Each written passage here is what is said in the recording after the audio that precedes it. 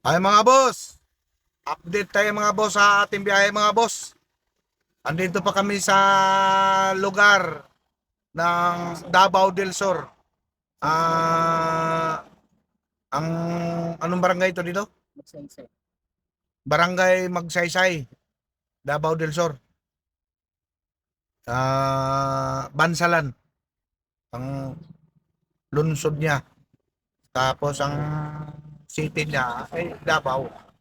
Oh, ito mga boss, ito na yung ating update. Ito yung ating mga kasama. Sa tagal na namin dito mga boss, lahat na kami, tinubuhan na kami ng balbas. Tingnan nyo naman yung nangyari bago kami ngahit nung kami umalis dun sa Maynila eh. Ngayon sobra-sobra na yung balbas namin mga boss, lagong-lago na. Kaya Mr. Suave.